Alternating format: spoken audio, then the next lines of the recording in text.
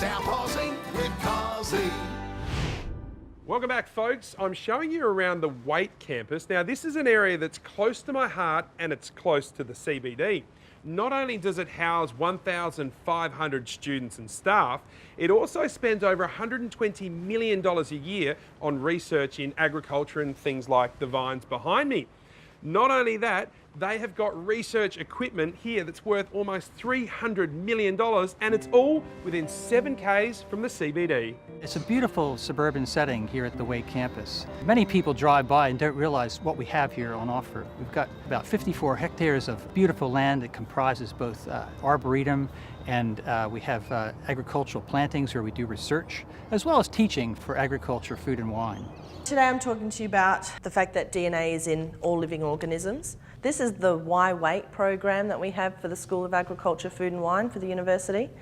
It's designed to encourage school groups to come through, do a few experiments that pertain to the campus, relate to our research, and give an insight into what we do for agricultural research that's not directly farming. And so we're going to put our extraction buffer in there. The Waite program runs for all school groups, predominantly secondary, but primary school are welcome. Our activities are free, and that is our DNA. The Waite campus is unique in the world. We have a combination of a university together with some key partners. We have the South Australian Research and Development Institute.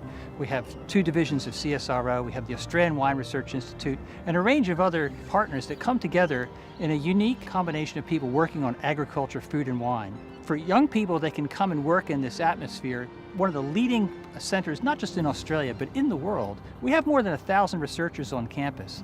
So it's a number of things, the Waite campus. We have education, undergraduate and postgraduate studies, world-leading research, but we also have a tremendous range of facilities for the general public. People can come to Urba House, they can visit our arboretum, they can go up into the conservation reserve and see kangaroos and koalas.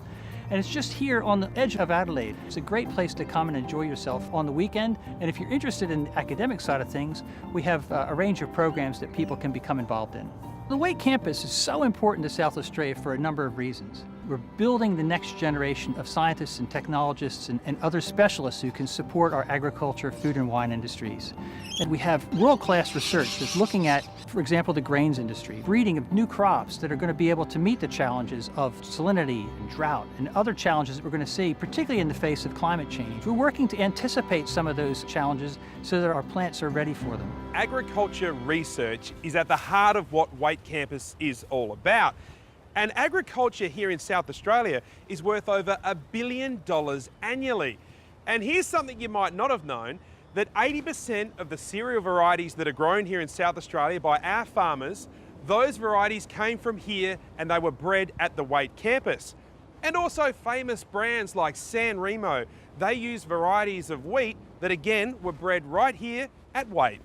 Most people would be familiar with the San Remo brand, and the breeding program's had a very rich history with San Remo over the years. And what we actually do is actually generate those varieties that growers then adopt, that then San Remo then buys to make those pasta products.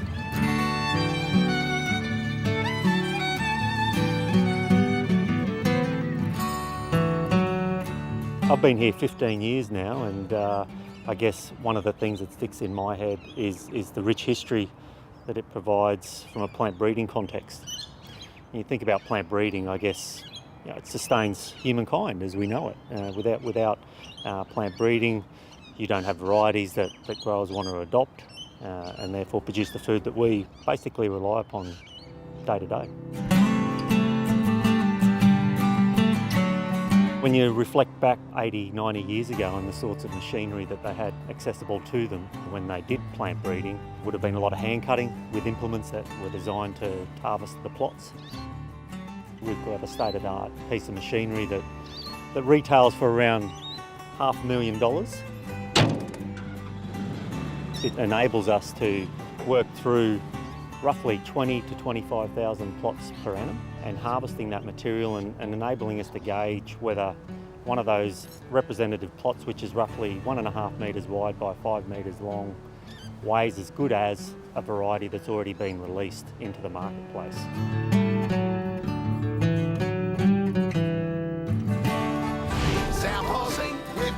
Aussie.